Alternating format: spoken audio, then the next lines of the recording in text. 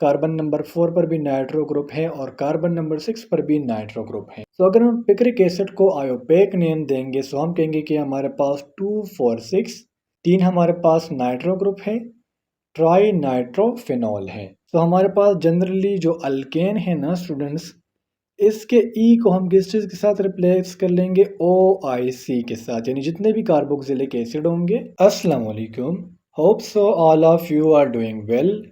आज की इस वीडियो में इंशाल्लाह हम AFNS test experience of 28 August 2024 को डिटेल के साथ कवर करेंगे। So without wasting any time let's start the video.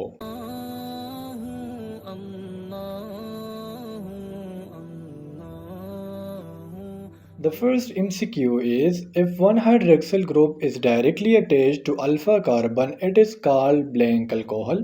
So अगर आप लोगों ने मेरी अल्कोहल, फिनॉल एंड ईथर वाली वीडियो देखी हैं तो ये MCQs आप लोगों के लिए नहायत ईजी होगा। फर्स्ट ऑफ ऑल अगर हम अल्फा कार्बन की बात करें तो अल्फा कार्बन है क्या? अल्फा कार्बन हम उस कार्बन को कहते हैं जिसके साथ डायरेक्टली कोई फंक्शनल ग्रुप अटैच हो।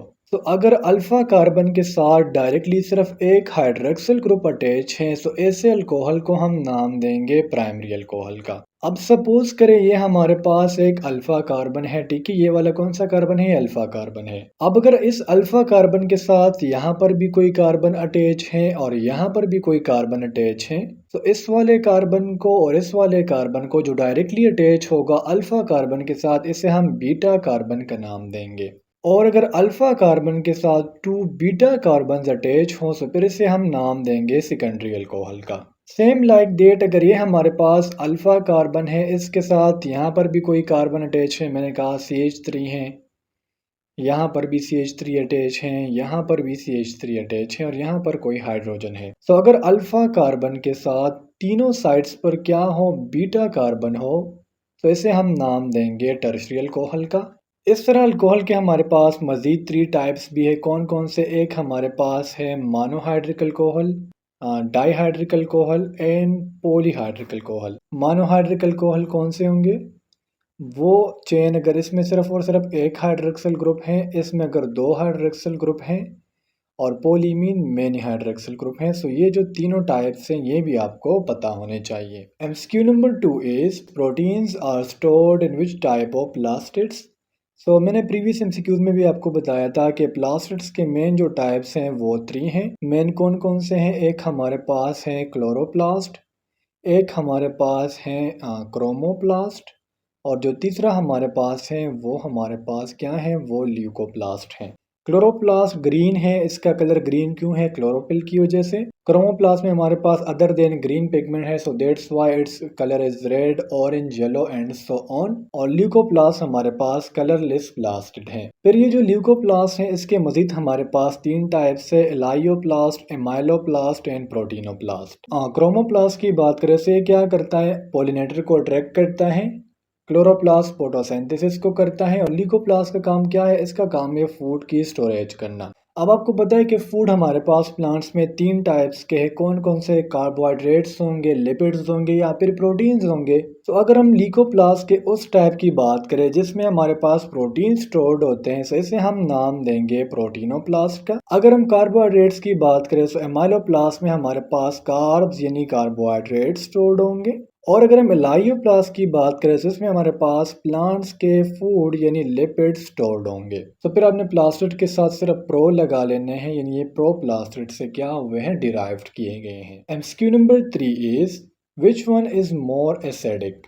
सो स्टूडेंट्स अगर हम गिवन ऑप्शन में बात करें तो carboxylic acid is more acidic then phenol and ethanol. अगर मैं आप लोगों को इसका एक ट्रेंड बना के दूं से देखिए, कार्बोक्सिलिक एसिड जो है ये मोर एसिडिक है फिनॉल से और फिनॉल मोर एसिडिक है अल्कोहल से, ठीक है। एथेनॉल क्या है, ये हमारे पास अल्कोहल है। अगर हम कार्बोक्सिलिक एसिड के लिए फंक्शनल ग्रुप की बात करिए, इसमें फंक्शनल ग्रुप कौन सा है, सो वो हमारे पास C double bond O into OH है और इसके लिए जनरल फॉर्मूला क्या है, वो RC double bond O into OH है। कार्बोक्सिलिक एसिड की अगर हमने नोमेनक्लेचर करनी हो, इसको आयोपेक नेम देना हो, तो हमारे पास जनरली जो अल्केन है ना स्टूडेंट्स, इसके ई को हम किस चीज़ के साथ रिप्लेस कर लेंगे, OIC के साथ, यानी जितने भी कार्बोक्सिलिक एसिड होंगे उनके लास्ट में OIC लाजमी आएगा।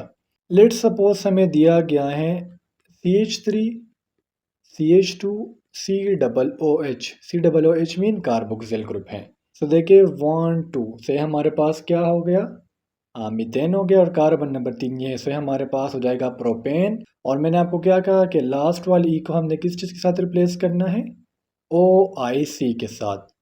तो हमारे पास क्या हो जाएगा, प्रोपेनोइक एसिड। इस तरह अगर आप लोगों से पूछा जाए कि हम कार्बोक्सिलिक एसिड को कैसे फॉर्म कर सकते हैं, कैसे बना सकते हैं, तो अगर हम अल्डिहाइड्स की क्या करें, ऑक्सीडेशन करें in the presence of cobalt, तो इससे हमारे पास कार्बोक्सिलिक एसिड की फॉर्मेशन होती है। फिनॉल को तो हम डिटेल के साथ कवर कर चुके हैं कि फिनॉल क्या है। इसका जनरल फार्मूला है C6H5OH। सिर्फ बेंजीन रिंग के ऊपर क्या आया हुआ है, हाइड्रोक्सिल ग्रुप आया हुआ है। और अल्कोहल तो मैं आपको बिल्कुल डिटेल के साथ बता चुका हूँ। इसके लिए जो जनरल फार्मूला है वो हमारे पास ROH है। MCQ number 4 is antonym of मेलानकोली is. तो एक एक्सपीरियंस मैंने डिस्कस किया था, उसमें इसका पूछा गया था सिनोनिम यानी मुतरादिफ अल्फाज यानी सेम मीनिंग वाला। यहाँ पर इसका एंटोनिम पूछ लिया गया है, मेलानकोली कहते हैं गम को। So इसका जो एंटोनिम है वो जॉयफुलनेस एंड चेयरफुलनेस, ये दोनों हैं। और इसके अगर हम सिनोनिम की बात करें तो वो हमारे पास सेट है। MCQ number 5 is centripetal force acts on a body moving in blank path.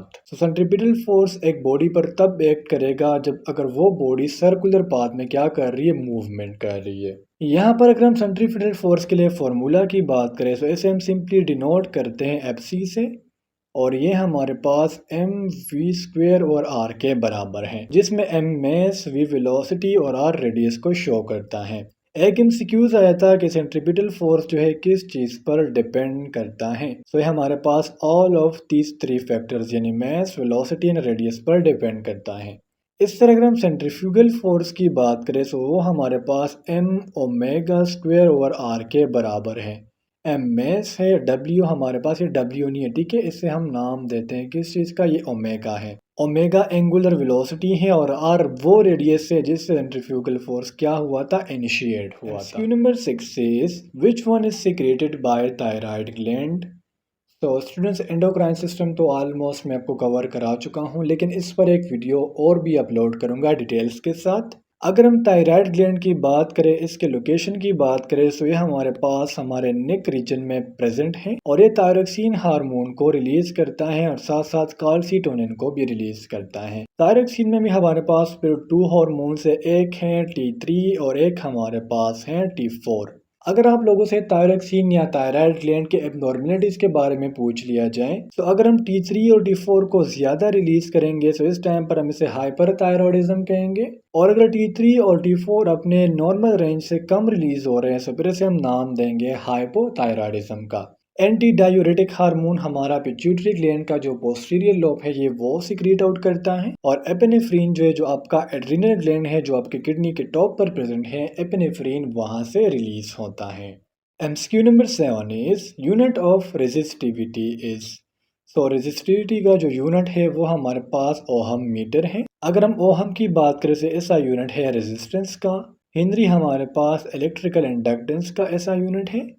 और सीमेंस हमारे पास इलेक्ट्रिकल कंडक्टेंस का SI यूनिट है। MCQ number 8 is picric acid forms when phenol reacts with. So देखिए स्टूडेंट्स, यहाँ पर हम डायग्रामेटिकली इसको समझने की कोशिश करते हैं। ये हमारे पास क्या है, ये फिनॉल है, मैं सिंपली P लिखूंगा। और HNO3 को हम क्या नाम देते हैं, ये हमारे पास नाइट्रिक एसिड है। सो अगर हम फिनॉल को कंसनट्रेटेड नाइट्रिक एसिड के साथ ट्रीट करेंगे तो इससे हमारे पास क्या होगा, पिक्रिक एसिड की फॉर्मेशन होगी। यहाँ पर अगर हम क्या करें, ये हमारे पास देखिए ये एक पिक्रिक एसिड है। पिक्रिक एसिड के देखिए कार्बन नंबर 2 पर क्या है, हमारे पास एक नाइट्रो ग्रुप है। कार्बन नंबर 4 पर भी नाइट्रो ग्रुप है और कार्बन नंबर 6 पर भी नाइट्रो ग्रुप है। तो अगर हम पिक्रिक एसिड को आयोपेक नेम देंगे तो हम कहेंगे कि हमारे पास 2 4 6 3 हमारे पास नाइट्रो ग्रुप है, ट्राई नाइट्रोफिनॉल है। सेम लाइक दैट अगर हम फिनॉल का रिएक्शन करें फॉर्मल्डिहाइड के साथ तो इससे हमारे पास बेकलाइट की फॉर्मेशन होंगी। और लेट्स से अगर ये MCQs आ गया कि फिनॉल जो है किस चीज़ का डेराइवेटिव है, तो ये हमारे पास बेंजीन का डेराइवेटिव है। देखिए ना स्टूडेंट्स, बेंजीन भी हमारे पास इस तरह एक रिंग लाइक स्ट्रक्चर है, लेकिन बेंजीन पर OH नहीं है और जो फिनॉल है इस पर OH है। सो दैट्स वाई जो फिनॉल है ये मोर रिएक्टिव है than benzene. MCQ number 9 is which one is a base unit. तो गिवन ऑप्शन में जो किलोग्राम है इसे हम बेस यूनिट में शुमार करते हैं। अगर हम न्यूटन मीटर की बात करें, ओहम की बात करें या मीटर पर सेकंड की बात करें, so all of these are known as derived units। Basic unit 7 है जो यहाँ पर गिवन है, सो आप लोग इसको याद कर सकते हैं। Q number 10 is pKa value for alcohol is. So first of all pKa value है क्या। pKa वैल्यू हमारे पास एक ऐसे वैल्यू है जिसे हम सिंपली किस चीज़ को मेजर करने के लिए यूज़ करते हैं, एसिड के स्ट्रेंथ को फाइंड आउट करने के लिए हम जो वैल्यू यूज़ करते हैं उसे हम नाम देते हैं कौन सी वैल्यू, pKa वैल्यू। अब यहाँ पर बिल्कुल रिलेशन उल्टा है, जितनी जो pKa वैल्यू है ये ज़्यादा होंगी उतनी हमारे पास जो एसिडिटी है वो कम होंगी, और अगर pKa वैल्यू कम होंगी तो उतनी ही हमारे पास जो एक कंपाउंड की एसिडिटी है ये ज़्यादा होंगी। अल्कोहल के लिए जो pKa वैल्यू है वो हमारे पास 15 से लेके 20 तक है। इस तरह अगर हम फिनॉल के लिए pKa वैल्यू की बात करें तो वो हमारे पास 9.8 है, और अगर हम कार्बोक्सिलिक एसिड के लिए pKa वैल्यू की बात करें तो वो हमारे पास 4.6 से लेके कम भी हो सकती हैं और ज़्यादा भी हो सकती हैं। लेकिन कार्बोक्सिलिक एसिड के देखिए डिफरेंट टाइप्स है। इसमें एक कार्बोक्सिलिक एसिड ऐसा है जिसकी जो pKa वैल्यू है वो हमारे पास 1.26 है। सो जितनी भी pKa वैल्यू ज़्यादा होंगी सो हमारे पास जो एसिडिटी है वो उतनी ही कम होंगी। And Q number 11 is which test is used in order to separate alcohol. So alcohol के हम 3 टाइप्स ऑलरेडी डिस्कस कर चुके हैं, जो हमारे पास कौन कौन से, primary alcohol, secondary alcohol and tertiary alcohol.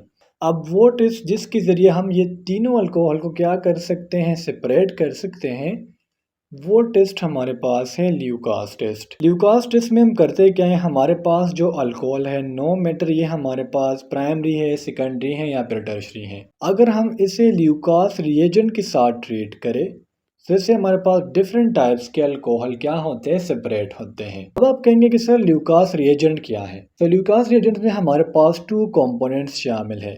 एक हमारे पास है कॉन्सेंट्रेटेड H2CO4 और एक हमारे पास है जिंक क्लोराइड यानी ZnCl2। तो अगर हम ROH यानी अल्कोहल को इन दोनों के साथ ट्रीट करेंगे तो इसके हमारे पास डिफरेंट टाइप सेपरेट होने लग जाते हैं। और ये जो रिएक्शन है, देखिए रिएक्शन के डिफरेंट टाइप्स है SN1 एंड SN2। तो ये जो रिएक्शन है ना अल्कोहल का ल्यूकोस रिएजेंट के साथ, ये हमारे पास SN1 रिएक्शन है। MCQ number 2 is which enzyme is involve in lipid digestion. तो डाइजेशन क्या है, कॉम्प्लेक्स मॉलिक्यूल का सिंपल मॉलिक्यूल में ब्रेक डाउन होना। डाइजेशन के हमारे पास 2 टाइप्स है, chemical digestion and mechanical digestion.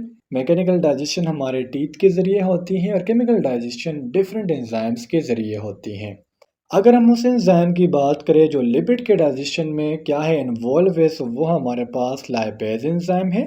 Amylase enzyme जो ये कार्बोहाइड्रेट्स यानी CHO की ब्रेक डाउन करेगा। ट्रिप्सिन एक वाहिद ऐसा एंजाइम है जो बोथ जो है acidic pH and basic pH दोनों pH में ये काम करता है। और न्यूक्लियस एंजाइम क्या करता है, जो DNA है और RNA है इसको डिफरेंट जगह पर स्प्लिट करता है। MCQ number 13 is which one is more electronegative.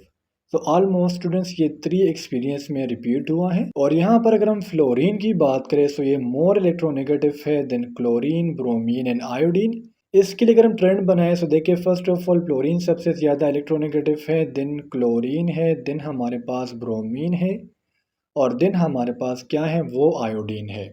Fluorine की इलेक्ट्रोनेगेटिविटी वैल्यू हमारे पास 4 है, इस तरह क्लोरीन की 3 है। इस तरह अगर ये एमसीक्यूज आ जाए which one is more reactive, so भी हमारे पास फ्लोरीन, यही वाला ट्रेंड आप लोगों ने फॉलो करना है। जितनी इलेक्ट्रोनेगेटिविटी वैल्यूज ज्यादा होंगी उतनी ही रिएक्टिविटी ज्यादा होंगी। Q number 14 is methanol is used as solvent for. तो यहाँ पर देखिए लास्ट में सफिक्स यूज किया गया है ऑल। सो ये हमारे पास क्या है, ये हमारे पास एक अल्कोहल है। मेथनॉल को हम दूसरा नाम देते हैं मिथाइल अल्कोहल का, और ये सिंपलेस्ट अल्कोहल है, ये आप लोगों को पता होना चाहिए, हमने ये डिस्कस किया था कि एक मेथनॉल है और मेथनॉल के साथ दूसरा कंपाउंड जो सबसे ज़्यादा सिंपलेस्ट है वो हमारे पास एथेनॉल है। मेथनॉल के लिए जो जनरल फार्मूला है वो हमारे पास CH3OH है और ये हमारे पास फैट्स, वर्निशेस एंड ऑयल इन तीनों में यूज किया जाता है। Excuse number 15 is total components of projectile. तो प्रोजेक्टाइल के हमारे पास टोटल 2 कंपोनेंट्स हैं, वो हमारे पास एक है हॉरिजॉन्टल और एक है वर्टिकल।